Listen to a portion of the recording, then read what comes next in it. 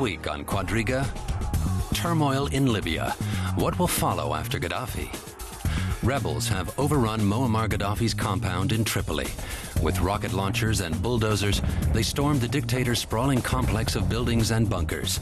The Libyan people have been celebrating the downfall of Gaddafi's brutal regime, and Western powers have vowed to work closely with the rebel leadership. Among the first to pledge support was the French President Nicolas Sarkozy. After more than 40 years of dictatorship, Libya is about to make a new beginning. Your host this week is Terry Martin. Hello and welcome. Is Libya prepared for a new beginning? Can the country's tribal factions pull together and build a peaceful and prosperous future? Or will the country descend into chaos? That's what we're talking about this week on Quadriga.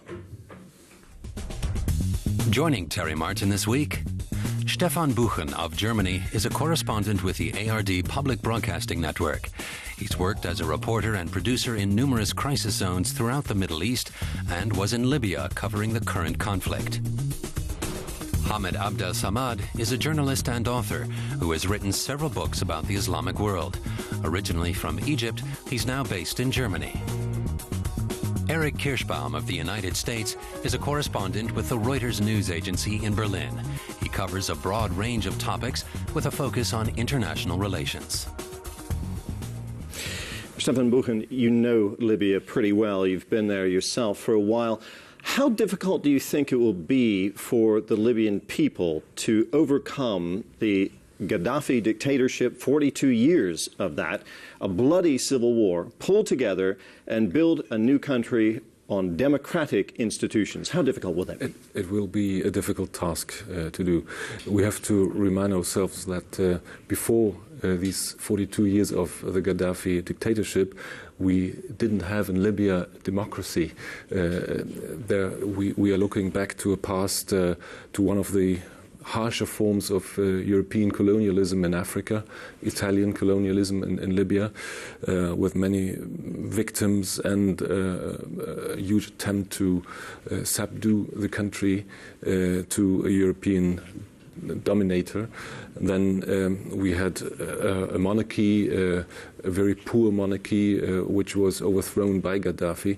So there's no tradition of a democracy and a sovereign democracy in Libya. So it will be a difficult task, even though the leaders of the Transitional Council claim that they want to establish a democracy. Now they have the relatively easy task, mission to move the council from Benghazi to Tripolis, and this step even proves not such an easy step, because there's still war going on, there's fighting going on. I have news from today that in Tripoli there's fighting going on between loyal forces to Gaddafi and the rebels, and my expectation is that violence will go on for a while all over Libya, because there's much hatred. The war went on for 6 months. It was a very bloody war, and there's a sense of revenge, and it will be very difficult to establish order. So you've got a country of about 6 million, 6.5 million people, has a history of colonialism, then over 4 decades of dictatorship. We've now got this civil war. You've got basically a tribal society. I'm told there are about 140 tribes there, only a couple of dozen playing a significant role, but still a tribal society. I want to ask you, Hamid, how difficult do you think it will be for the tribes to pull together in the post-Gaddafi era and work together to build a future? Yeah, we have 140 tribes, and we have 3 different ethnic groups in the country. And we had a unification of the opposition now because they had one target they wanted to drop. They wanted Gaddafi to fall.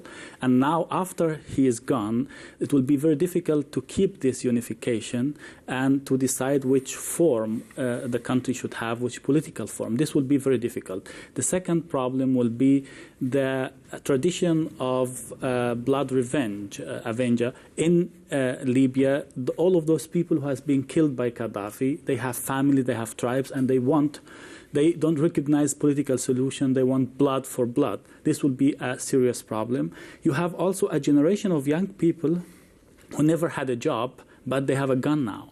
They learn nothing in their life except to fight and to solve problems by violence. This will be very difficult to integrate them in a political solution. On the other hand, you have some advantages. 6 million people, it's compared to Egypt, it's a small country.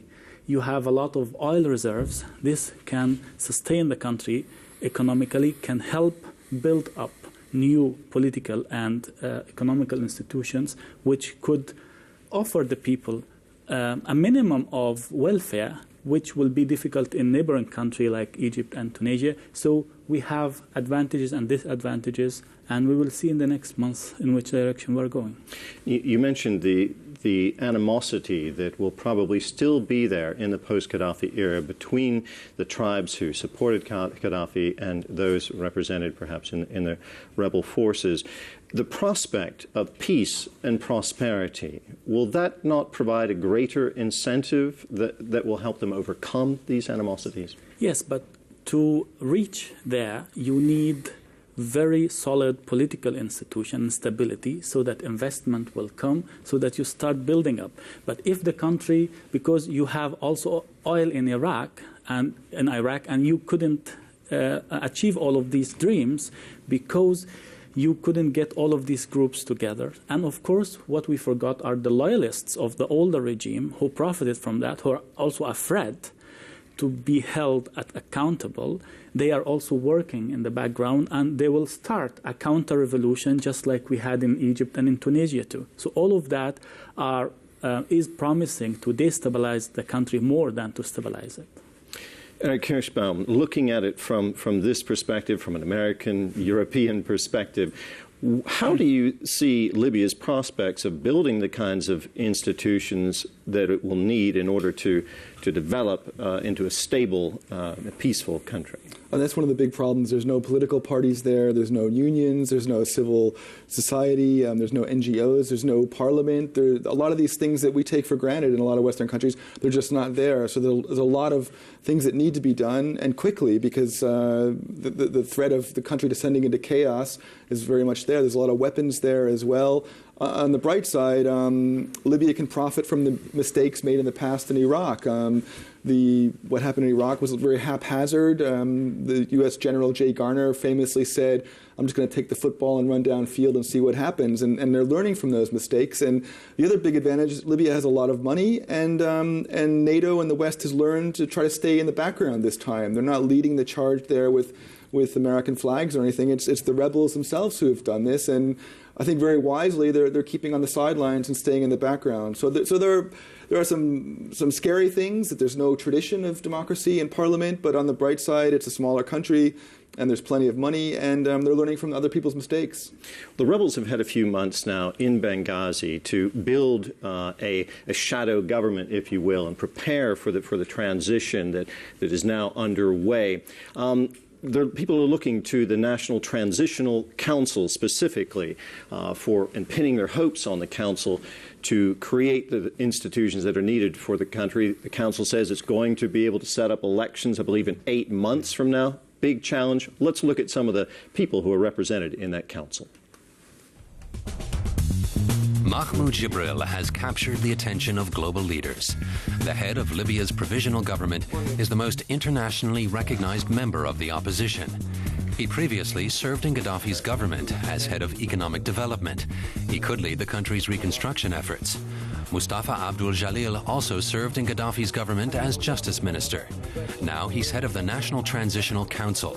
He's considered calm but upbeat and has excellent international contacts. The council's vice chairman is Abdel Hafiz Ghoga. He's been a Gaddafi opponent his entire life, fighting as a lawyer to defend human rights in Libya. He enjoys broad support among the people. Stefan, you'll be returning to Libya very quickly. When you go there, what are you going to expect from the council immediately? What are their main priorities? Their priority is to establish authority all over the country, which is not the case yet. Another priority is to find a way to discuss differences among different groups within the council. You have people who were from the first hour of the uprising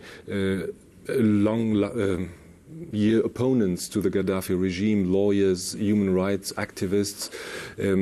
Then you have people who are former members of the Gaddafi regime and who just changed sides early, like Mahmoud Jibril. When I hear that he could lead the reconstruction efforts of the country, I have some doubts because in spite of the resources and the money Gaddafi had all over the years of his reign, he didn't really care very much for the infrastructure of Libya. Libya is, in spite of its resources, is in quite a poor state. The roads, the buildings, the public services are in a poor state. So if such a person now leads the Transitional Council, for me it's not a very good sign. Then they have to define what will be the role of Islamists within the Transitional Council. There are people with religious loyalties and who have some ideas about political Islam and the role it should have in government. And it will be very important to discuss these differences in a democratic way. And then what needs to be done is to integrate the loyalists to Gaddafi. It's not a good prospect to have months of civil war. This is not impossible. It could happen. And it can only be avoided if there's a way, if the Transitional Council finds a way to integrate and reconcile some or most of these forces. Hamid, when you look at the people who are represented in the National Transitional Council, do you have confidence in what they are planning to do? Do you have confidence in their ability to achieve the kind of reconciliation that will be required to get that country headed towards the democratic future that they envision? You know what? Since the Arab Spring started, I have confidence in nothing anymore, because you can be surprised within 24 hours. But that's what we have. I mean, of course, these are not the best people we want to have on the leadership in Libya right now. But who else? We just have heard that there are no political institutions, there are no structures. So we need those people as a Trojan horse to bring us to a stable Libya so that we can talk about building up new institutions. Before that, if you don't integrate those people early enough, then you have a chaos and you just prolong the civil war. But I think it's also one advantage that those people are there because they know, or they knew how the old system functioned. They know a lot how, who was in charge of what, where are the money of the country was going, the economical expert, the justice expert. They can help at least in the transition. And after that, the Libyan people have to decide what they really want. You mentioned the role of Islamists. This is a very serious issue because it's always under dictator. You have a lot of garbage hidden with in a big pot, and once you open that pot, you have the unlovely scene and the bad smell, and now you have to deal with that. There's a parallel to what happened in Egypt. Under the Mubarak regime during 30 years, people went in what I would call inner immigration. They turned to religion. The society as a whole became more religious, and this tendency even was encouraged in some way by the regime because they considered that these tendencies would not threaten the very existence of the regime. The Gaddafi regime conducted in quite a similar manner. If we look at Mustafa Abdel Jalil, the head of the Transitional Council, he's a religious man. He was justice minister under Gaddafi. He was part of this effort to co-opt parts of the society who are religious. But they are now present as a force, and they have an identity. And that points to the fact that religion will definitely play a political role in the future of Libya. There's no doubt about it. Let's take a look at the draft constitution that the Council has already put together. And in that draft constitution, we see several articles that would be very familiar to anyone living in North America or in Europe. There should be the rule of law, freedom of speech, freedom of religion, a multi-party electoral system. But the principal source of legislation, according to the draft constitution, will be the Sharia, will be Islamic law. Now, when you see that, what do you make of it, Hamed? You've written extensively about Islam. Is that consistent with what you could expect from a government in North Africa? Are these contradictory, or is there a consistency there? Well, we have been always hearing that religion should be a part of the solution now in this society. I still have the opinion that religion is a part of the problem. It has been always a part of the problem. Religion has supported the dictatorship for decades and maybe centuries, and now it should be integrated into the law. This is against the idea of civil law itself, because the civil law is saying that we human beings, we sit together and negotiate and find what is common, regardless of our religions and colors, and we make a law. But the religion is saying God is the lawmaker. So we have to receive all of these articles from the Sharia and integrate them, and this will cause a continuous problem to build up a civil society, really. On the other hand, you have a society which is more and more religious, became more and more religious in the last years, and they are emotionally connected to this religion, and they want to put it as a part of their political identity.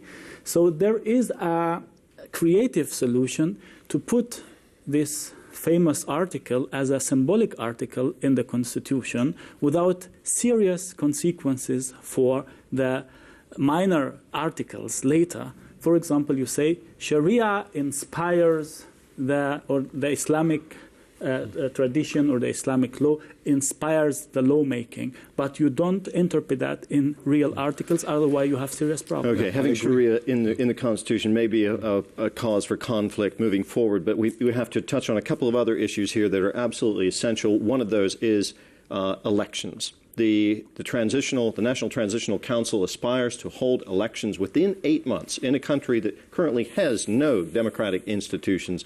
Eric, do you think that's a realistic goal? Well, it's challenging, but it's necessary. It's important. In Iraq, it took 18 months for elections to happen, and that was probably a mistake that it took too long. 8 months is a definitely ambitious goal, but I think it's a step in the right direction, and it's a good call. What do they need to do to make that possible? They don't have any political parties. There are no tradition of holding elections along those lines. Well, the first most important thing is stabilizing the situation and the security, and I think they're all on track trying to do that. That they realize it's the major goal. It can happen quickly. I mean, there's a lot of people willing and able to help, and then expertise is definitely something that is on short supply right now in Libya. But there's plenty of people eager to help. I don't think any country in the world, or most countries, don't want to see an unstabilized Libya. There's a lot of interest in helping the country become stable as quickly as possible, and an 8-month target is ambitious, but it's definitely a good step. Now, many countries have already recognized the transitional government. More and more countries are coming on board there. There is the idea that Libya is going to need a lot of outside help in order to build the kinds of institutions that it needs. What role do you see NATO, for example, playing in Libya in a post-Gaddafi era? NATO was essential, of course, in turning the tide in the rebels' favor militarily. I don't think NATO or NATO countries have a big stomach for a big active involvement in Libya. I think they're happy to let the Libyans do it themselves and stick to their UN mandate, which was just to protect civilians. Libya needs a lot of help, but Libya has, in the good situation, they've got billions of dollars in frozen assets around the world that countries are racing to unfreeze right now as we speak, even before the situation is totally settled. So they've got a pretty good starting point in a lot of ways. They've already gotten a lot of support from the international community, but not everyone was in favor of the UN resolution that led to the NATO bombing campaign that eventually turned the tide in the military situation there. Let's take a look at Germany's position with respect to the decision in the UN Security Council. Germany abstained in the UN Security Council vote on the resolution regarding Libya. It was a slap in the face for the Libyan opposition, who at that time were fighting for survival. No wonder then that German Foreign Minister Guido Westerwelle got a frosty reception at his first meeting with Libyan opposition figures in Benghazi. Germany was supporting sanctions against Gaddafi, while its NATO allies were launching airstrikes, clearing the rebels' path to Tripoli. Now, with Gaddafi's regime collapsing, the German foreign minister is claiming to have contributed to the rebels' success. It's very apparent that this historic turn of events would not have been possible without the successful policy of sanctions. Eric, how effective were those sanctions? Were the sanctions really essential? I don't know. I think it's pretty much a farce to claim that that helped bring Gaddafi down. I mean, Germany looked foolish in March. They look even more foolish now saying things like that. Stefan, does Germany have any credibility with the government that is going to evolve now in Libya, or has Germany sort of burned its bridges with Libya by abstaining in the Security Council decision and aligning itself with China and Russia? These are two issues. It's very clear that the political performance by the German government, and in particular by the German foreign minister, was a very bad one. I mean, it was a very wrong decision not to join the NATO coalition and to join the military intervention in Libya. If I can interject here, I mean, was there support for that in the German parliament? Germany isolated itself, and this line has been called by journalists, by critics, popular pacifism, and I pretty much believe that this is a good definition. It was not a wise thing to do, and it was very clear from the beginning, from March, that this conflict wouldn't have any political solution, and that there would only be a military one, because there was no possibility to bridge the gaps between Gaddafi, who had shot his own people in Benghazi and other towns in the east and also in the west of Libya, and the insurgents. So there would be only a military solution. So all the claims during the last months that there should be a negotiated solution, and now to claim that the sanctions, so political means, brought this conflict to an end, this is ridiculous. Yeah, but I think this decision of Germany will have more consequences for the European relationship and not for the Arab world. Germany is still in the Arab world seen as a good country that never had a colonial history in the region, never had any military intervention in the region, and they have good credits. I agree with you. They can build on that. I agree with you that the consequences will be borne politically by Mr. Westerwelle. Probably, maybe he won't be foreign minister of Germany until the end of this electoral period in Germany. But the bridges between Germany and Libya, the economic ties which exist, they won't be broken completely. The German industry will have opportunities in Libya in spite of the political line adopted by the German government. Germany is one of the world's biggest exporters, makes the machines that the world wants to have. So I can imagine that German businesses are also lined up and ready to do deals in Libya, although you can understand that France, the United States, and Britain might be getting the first shot at a lot of things, but the Germans make such good products that it's hard to imagine the Germans would be frozen and isolated out of the post-Gaddafi era in Libya. Well, which countries do you think will play such an important role in a post-Gaddafi I think France and Britain are definitely have the doors a bit more open for those countries. I mean, and this this is simply because France has stood up and participated so strongly in the NATO mission, along with Britain and the United States. Yeah, and also Italy has traditional ties with Libya. I think all these countries are looking to get into Libya and into the game. Okay, what do you see as the most likely scenario moving forward? There's a lot of work to do. We've just discussed many of the challenges that the country is looking at. But when you look at Libya, say, 8 months from now, 10 months from now, a year from now, do you see it as being a peaceful and prosperous country? Do you think it could indeed descend into chaos?